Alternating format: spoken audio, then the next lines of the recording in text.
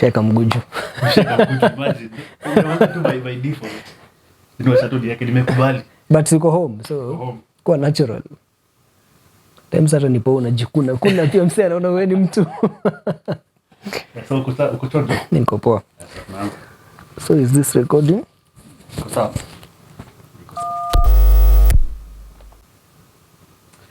Welcome again to the second part with David, learning about photography and of course tech. So David, there's something you've mentioned. You've mentioned about taking photos on auto, and I think that's my default.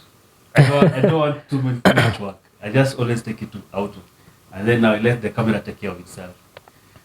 So you're saying that if I want to be a professional photographer, I have to get used to doing manual, Yeah, and not auto. depends, but mostly on the manual end. So the auto literally selects on the exposure triangle. Yeah. It literally selects most things for you. So we have the aperture. This is the opening of the lens. Yeah. There's that gap that allows light to come through. It's just like your eyes. Literally, your eyes is what it's what motivated the camera guys. Yeah. So similar aspect. So the aperture is the opening on the lens that lets the light into the sensor. Mm-hmm. And then we have the shutter speed. How fast does your camera capture that sound you hear? Cha-cha-cha. Yeah. So how fast or how slow does your camera capture a photo? Mm-hmm. Then we have the ISO. This is the sensitivity to the light on your sensor. So the higher the value, the more light comes in. The lower the value, the less the light comes in. So mostly when you're in the auto mode, it auto selects this for you. This works for most people, but I don't think it's quite fair for what you're getting in the end, because you tend to realize that once you've mastered the manual, you'll get better results. Especially I might maybe need to do some artwork. So auto will not give me flexibility for that. I won't have freedom, because if I want to darken a photo, I maybe just increase the quality by maybe tuning up the numbers on the aperture. A small aperture gives you more detail. Auto won't give me that. So maybe if I'm doing something like a landscape and I'm on auto, as much as maybe the mode is landscape, it might not give me the best feel of my environment, of what my eyes sees. So I might need to maybe crank up some settings better to get a higher quality, maybe to add some noise to the photo, maybe just to add some shade to it also. So these are not things that auto will give you out of the fly, unless you have so many effects on a very expensive camera, which still is not freedom. Yeah. Well, I think almost everything you said just. I'm like, what aperture, what ISO. Yeah. When I bought the camera, the one that we're using, I tried to learn a few of these things, man, and it was not easy. Rocket science. Yeah, it's always feeling like a beginner. It's never a fun feeling for me. but Yeah. I think it also is rewarding when you have to start something again and learn. Yeah. But most times when you're trying to learn, when you need to deliver something, it's difficult. So like for me, when I got the camera, I wanted to use it immediately. I didn't have the patience to learn what is ISO, aperture, and all those things. You wanted to shoot the next season of Game of Thrones. and I'm wondering why is my camera not showing like the ones that I see on YouTube, But I think patience and humility is something that And practice. Practice. Yeah. It's something that probably it's also something that you need to learn, especially when you're an adult. Most of us tend to have a lot of speed and a lot of impatience. Yeah. When we are starting out. But yeah, so and also I'm not sure if the audience are okay with the technical words, but it's okay. Feel free to throw them. I'll explain some of them. You'll explain some of them. Yes. So moving back to photography. So let's talk about the business aspect of photography. So you are from school, the college. How did you transition into making money? So that was quite a long process. So this is when you have to first maybe start with learning. That's what I did. I started first with learning, trying to master my craft. So I got to a point where I developed some confidence. It's a risk literally you have to take. I have to tell myself that maybe I'm ready, or I'm going to be ready, and maybe let me start out, then grow. So that was the first step. So I used to do, as I said, maybe some frequent events, photo shoots I will attend, different events, even the ones that I'm not invited. I started kind of as a paparazzi. The free shoots. Yeah, the free shoots mostly. At times I used to walk in town, just take shots of buildings and all. Yeah. So it's just the practice element of it. So it came to my mind that at some point I need to charge for my service, because the more you get these free shoots, the more you get abused, the more you get burnouts. I have to maybe come back, sit and edit a lot of photos. Yeah. So I decided to think about the business aspect. So I started off from a branding perspective. I first have to have a name. I'm a photographer. Who am I? If I come to you literally and you want to refer me to someone, who would you name? Yeah. So I chose a name, photo vendor. Photo vendor came about from a vendor who sells photos. Okay. Yeah. So that's how I came up with the name. So I started from a branding perspective. First have a name, then have social media. So if mostly that's where you need to start. Identify yourself first, know who you are before you come to sell stuff, because these things you're selling, these things you're giving for free have to be identified with a name. So usually when you start, for people maybe to get to know you, especially through the free events and all, I used to put a watermark on the photos. Yeah. So you'll see maybe you're going on hikes, you're going for birthdays, you're going for some reasonable parties and all. Yeah. People will just get the photos and start saying, photo vendor, these photos are nice. So you see they start interacting with photo vendor more than they interact with David, which sells the photography personality of you. The brand also. And the brand. So that's how I started.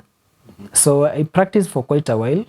Once you come to the price points, you get quite shy, because I don't know if a photo is 1,500. I don't know if a photo is 20,000. I don't know what I need to charge for an event. So what I did, I just had to research. I had to talk to friends, especially who have been in the field before, to kind of get a picture of what the market pays for different stuff. So that was the easiest approach for me. And then also, depending on how good you are and how much confidence you have in your work, you just have to start from somewhere. So first, maybe get a small event, put a very small charge to it, get the exposure, so that when I get my next client, assuming maybe I was charging 5,000 for a very simple wedding, which is quite cheap, it's easier to tell my next client that you need to pay 15,000 with evidence that I have shot a wedding before. So I need my first sample. Okay. So at times people tend to do free ones, or you just charge less to get a proof of work, have a portfolio that you could maybe share to your next potential client. So now as you go, as you appreciate your work, as it gets more difficult, you have to keep adjusting your prices. And later you'll have to get a rate card, which makes more sense. Yeah. Nice, man. That's quite informative. But let's go back to the brand. How did you build your brand? Apart from the name, like photo vendor, and also apart from the watermark, is there another way that you're able to? So mostly I focus more on presentation. I have a name. I need to associate with the color. So I chose 3 shades of blue. Yeah. I need to have a logo. I need to have some printouts to communicate to people that this is photo vendor and this is what photo vendor does. I also had to come up with a very nice website and so many social media handles. So my goal was, when you go to Google even now and just search photo vendor, you'll just see so many links that directly refer to me on the first and maybe the second page of Google. So this was quite easy, because you use time to buy value. Yeah. I just have to create a lot of handles, Facebook, Vimeo, and all those many sites out there. I think I created more than 50 sites, 50 social media handles. So what these sites do, they do most of the search engine optimization for you. So after a while, after some months, you'll just start to see yourself coming up. So the most important aspect is having a unique name, something that's not so general, and something that will not lose your audience to people. Like, for example, you're Cecil, maybe you want to be a photographer. I wouldn't call myself Cecil Photography, because that name photography will point to other photography titles. So it will find another David Photography and list it there. So I needed a name that kind of is unique and identifies to me. So I started from the presentation part before going to print out the websites and all. And then you have to register your business also. So I've never focused on the studio work, Yeah. honestly. I prefer more of outdoor. So my brand sells itself online, mostly. Yeah. Okay. You mentioned 50 handles. What's that? 50 handles on social media. Is it you created 50 accounts on Instagram? What's 50 handles? So I used to go to Twitter, create one, go to Instagram, create one, go to Facebook, create pages, groups, and all. Every site that I hear about a photographer like Flick, 500px, you have UPic, there are so many. So these are like 500. No, that means 50 apps. Yeah. Okay. Just to take advantage of the SEO done by Google and the social media for free. I don't have to pay for that, because if I have photo vendor on so many sites, and maybe Google needs to do a scanning on the Different platforms. indexing, it will just bring all these things that are quite similar. Then I used to create a lot of tags, hash photo vendor, hash something, then add so many tags to do with photography for every post that I used to do back then. So these tags are also indexed by Google. So if I have common tags on most social platforms, they'll be brought up to the search page. So this was a trick I just picked from tech to apply into photography. Yeah, because it's what we do on websites. Okay. Imposter syndrome.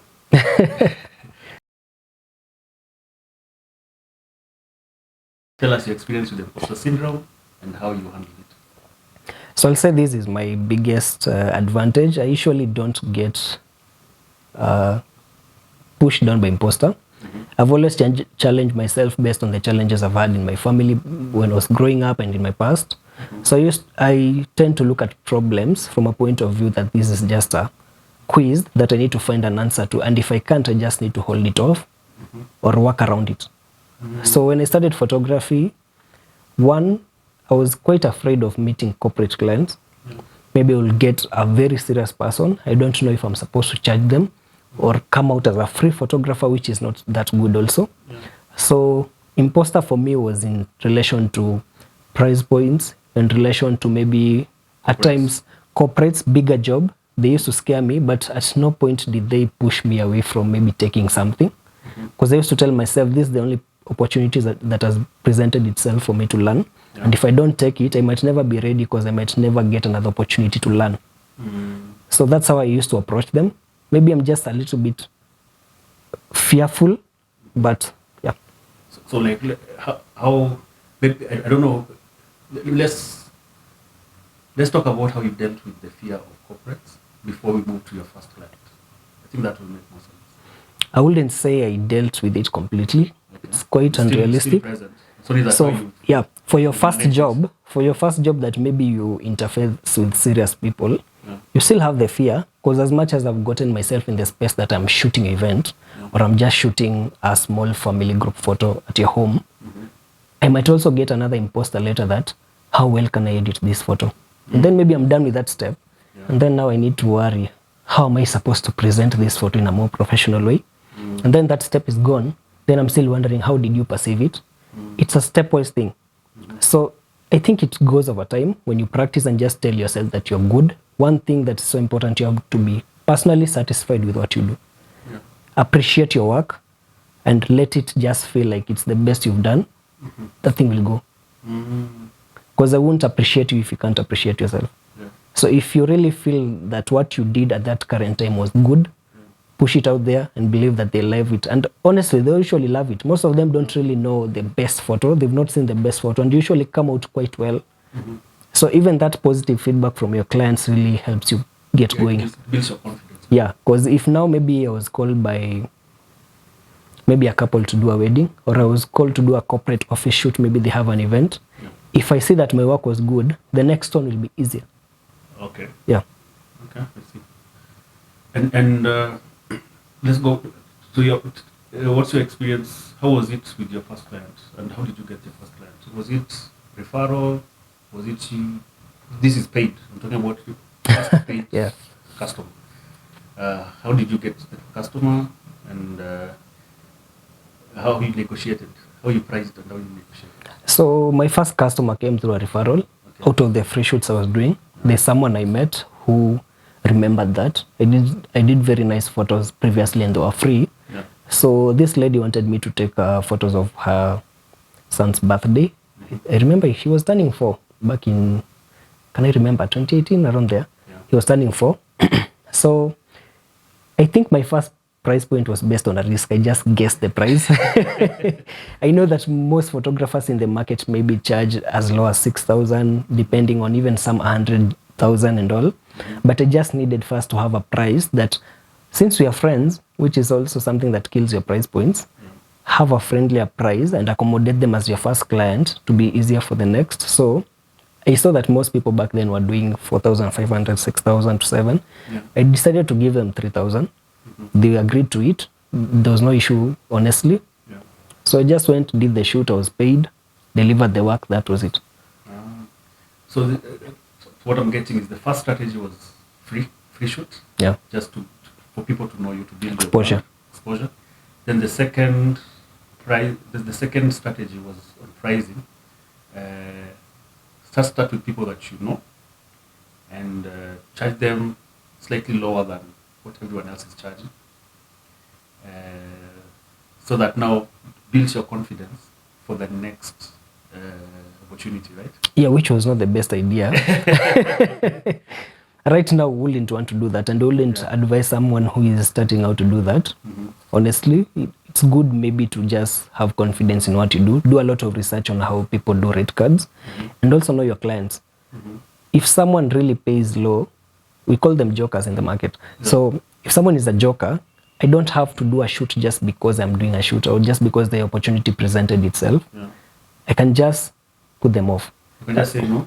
Yeah, I came to learn this later, because at times you find their clients will say no. Maybe there's one who called me for a birthday shoot. I told them I'll charge them 15,000 for, it was around 7 hours. 7 Just hours, wow, that's a lot. not continuous shooting. I just gave them a time span of a day. Okay. Yeah, mostly it doesn't take the whole That was time. scoping, Yeah, Okay. that was just copying, and they refused. They said it was too expensive. So I refused. I told them I can't charge any less. We tried to work on a discount, but it was not even reasonable to them. So I said no. Later on, they called me for a bigger wedding. Because at times people see these are a serious person. They're not that cheap. So people tend to associate money with success, money with value. So it gave me something that paid even more than 10 times the previous. So it was a negotiation without even realizing, like you're still negotiating even when you're saying I bought value with a no. with a no. Oh, that's amazing, man. That's a huge lesson right there. Okay, how did that make you feel, man? Honestly, it was surprising, but you feel good.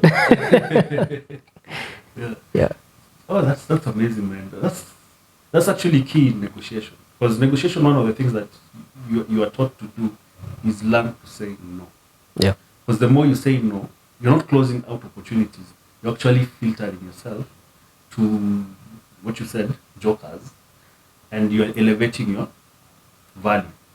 Because people will start looking at you like, okay, they want what you can give with that price. They want to see. Yeah. I think that's a good lesson for any service provider, not just for photography, for software consulting, for any, including musicians. Like this is actually you have to get to a point where you can say no to things that don't make sense to you. And are there lessons that you picked when you're dealing with clients, apart from being able to say no when the price is not right? Yeah, there are quite many.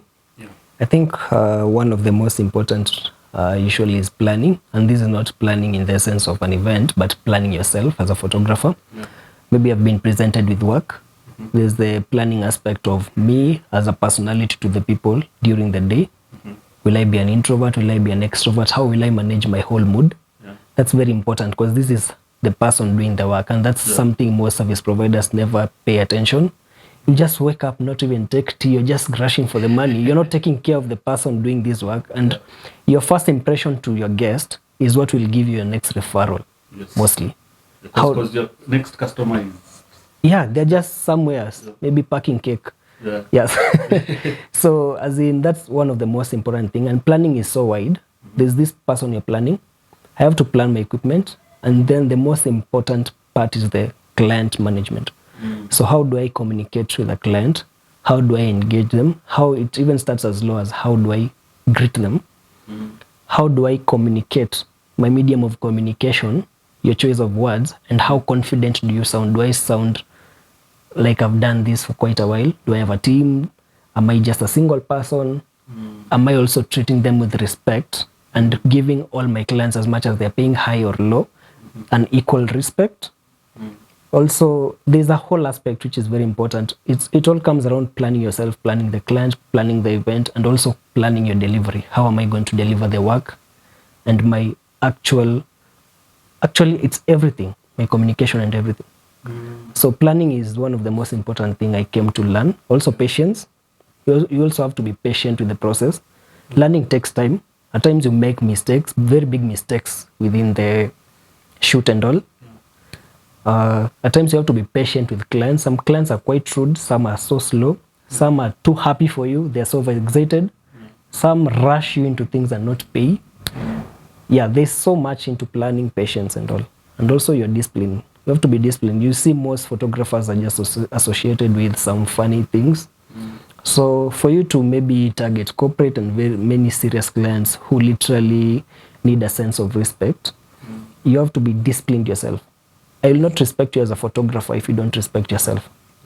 What's the first impression you give me, depending on the kind of event I'm attending? I wouldn't want to be a photographer who goes maybe to shoot something that really is strict on culture, and I don't try maybe to have something that kind of portrays that I understand what's going on. Yeah. Wow, that's amazing. And how do you manage the two, tech and photography, the two careers? I would say it's time management, honestly. Tech has its time. Mostly tech comes in the day, at night, depending on the kind of work you're doing. But if it's freelance, if it's consulting, you just have to manage your time. You have to perfect that art, because there's time for everything. And as much as clients are coming in, I have to segregate my time and maybe prioritize this at some point, and maybe have to prioritize this other one at some point. It's just a whole balance on a graph. So I need to put them on an order of priority. So I might have a full-time job, but I'll create time for other things. So it's the secret is just time management, honestly. Okay. Yeah. And you've been in, so you can say you've been in the photography industry for how long? I think this is the 5th year. 5 years. Yeah. So for 5 years, from what you've observed, how have things changed, and how have you adjusted to the changes?